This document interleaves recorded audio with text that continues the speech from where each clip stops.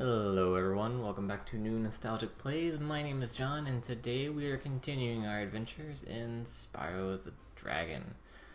So we are going to be taking the balloonist here to the next hub world, since we just finished up with all the levels and we've gotten 100% of everything so far. So we are going to go to the Magic Crafters world. I like how we jump on top of his head. Entering Magic Crafters world. Now, this is the final, hopefully, of the post-commentary videos that I've had to do since I messed up the audio. After this, everything should return to normal. So here you have it. This is the Magic Crafters world. Now, over there, this is an interesting layout design. We can't access that yet. Well, we can. We can go all the way around, but normally, once you're in the world, you can kind of like see where you can go.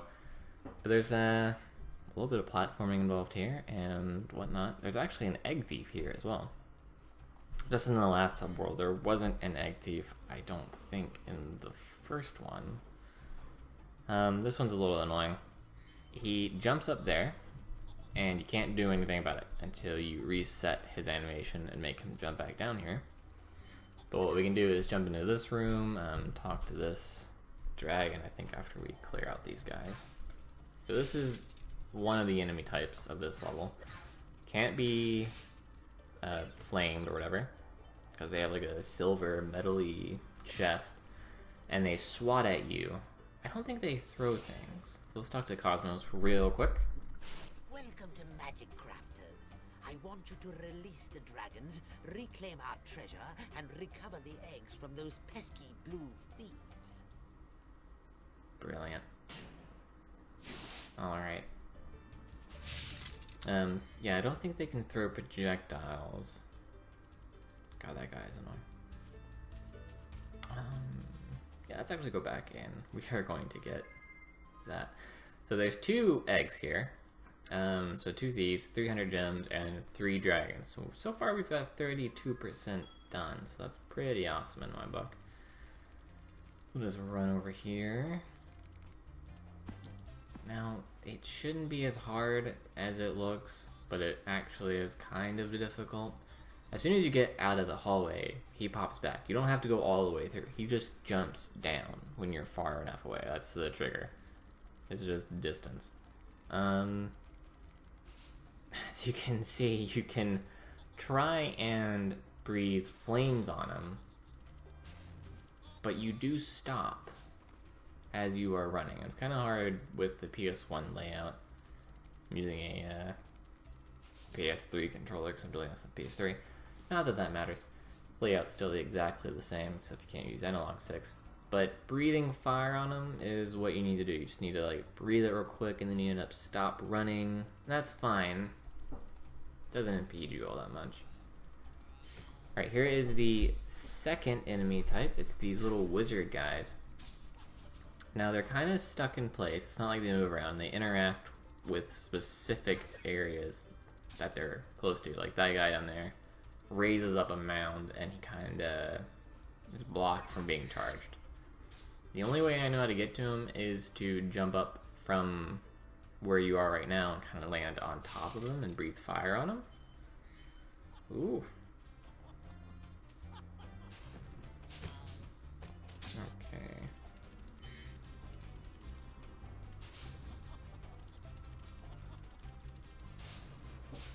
Unprofessional text message had to be dealt with real quick.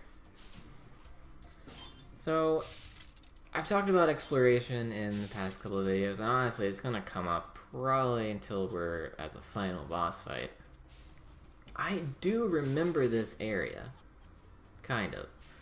I remember trying to get over there at the waterfall.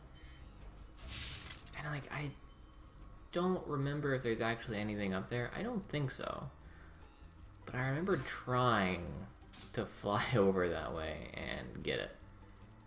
Oh, this is the second thief. We've already passed by him, and he's very easy to get.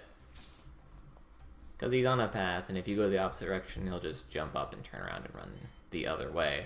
It's not a big deal. Okay, you can kind of see the layout here, the various hub worlds, and this is me trying to jump on top of him. Does not work the first time, it doesn't work the second time either, if I recall. Nope. Very annoying.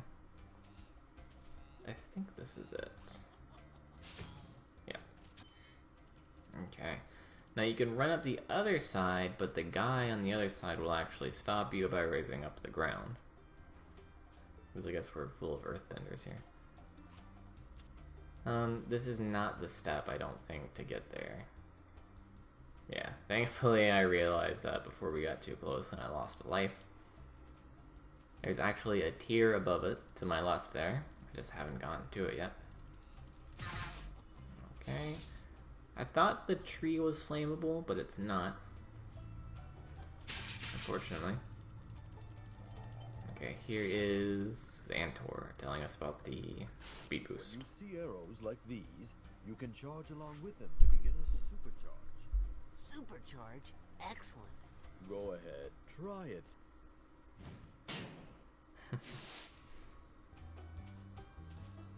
Okay, high caves. We're not going in there yet.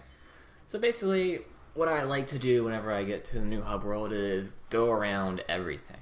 Try and get all of the gems, access to just everything that we can get. That way we're not going in between levels and trying to do this stuff. So there's a key. We need the key, and it's not right in this area. It's in the other area that you see when you first start this map.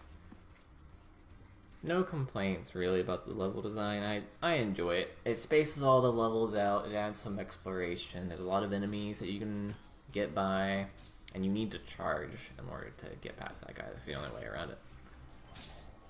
Let's talk to Boldar. This portal leads to a special place where you can learn to fly. I remember when I was a young dragon, earning my wings. Learn to fly. Got it. Nice.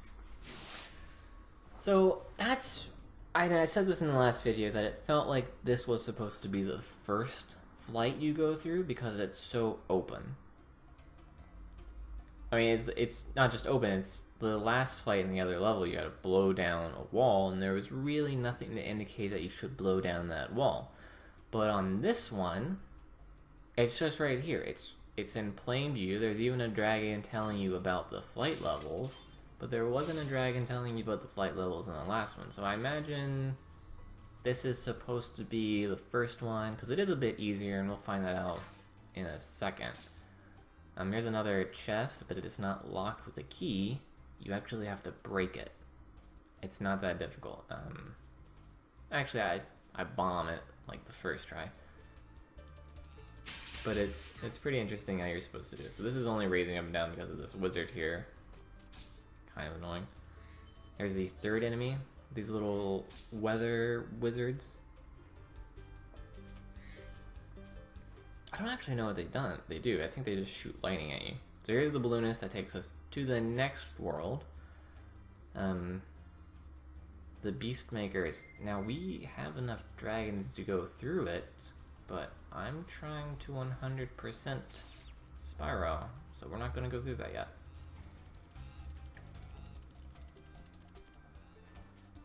Okay, just to clear out all the enemies.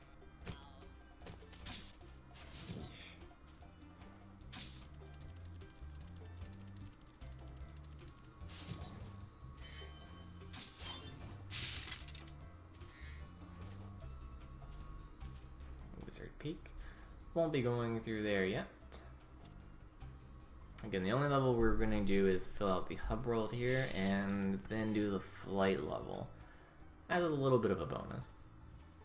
I'm not a big fan of flight levels. I understand the purpose, and I mean it's interesting. It breaks up the platforming aspect.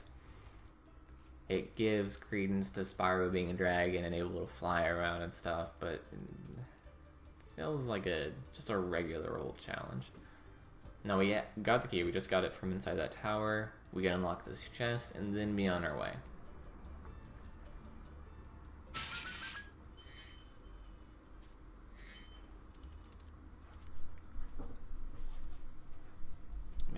die. Now Spark is blue, so I think we've been hit once or twice so far, and I don't actually know what the food is here.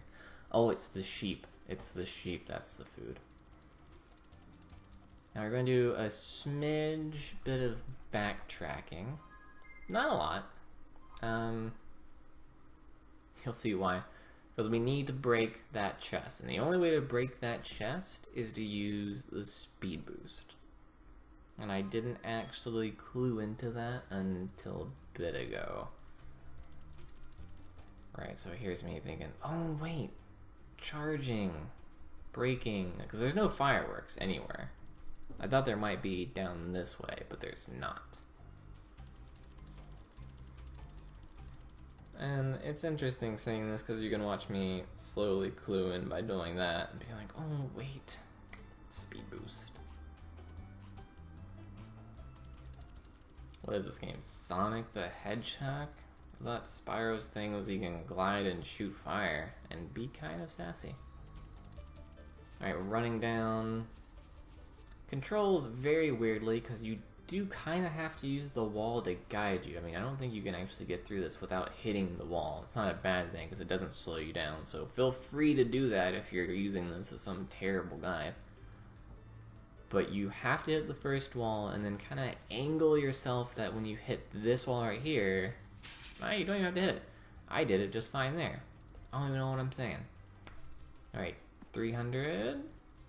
Yeah. And that's all the dragons. And the 2 eggs. And the gems. Yada yada. We're at 35%. That's pretty good in my opinion. And let's do the crystal flight. I think we're going to save real quick just in case.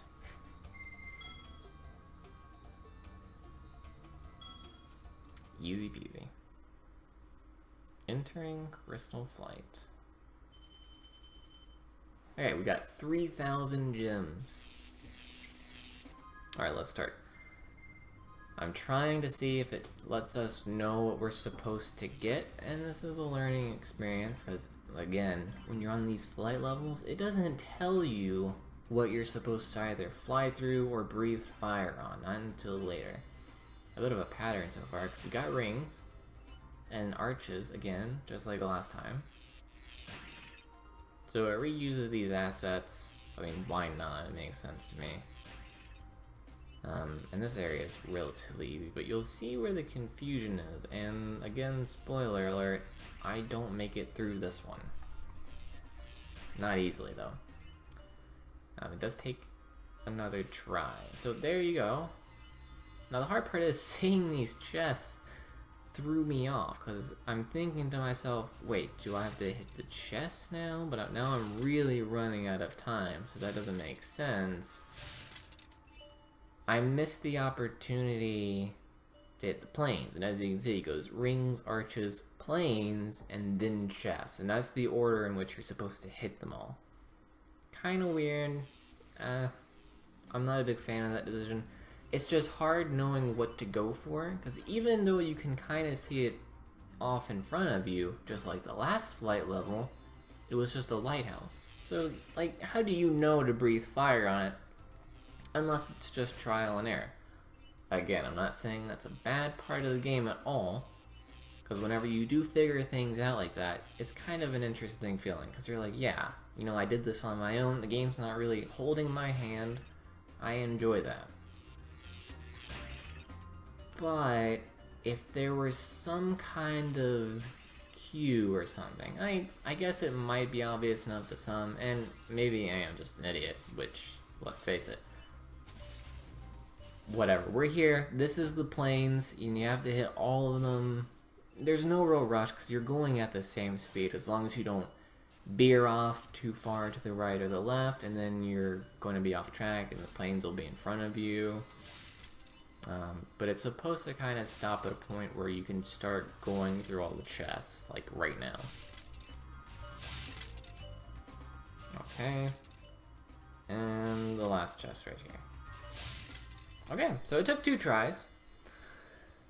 A little frustrating, but way easier, in my opinion, than the first flight. Because the first flight is all about hitting random things and I don't know, it just felt like the second flight you should be doing. Not that that's a bad thing. Alright, but we got everything from there. We even set a new record. The only record I'm gonna set, because I am not playing the flight levels again unless I messed up somehow. And now we're back here. In the next episode, we'll go back and do one of the first worlds available in the Magic Maker's world. If you're enjoying the content, please leave a like and let me know how I'm doing in the comments below. And if you haven't yet, subscribe to see more content like this in the future. Until next time.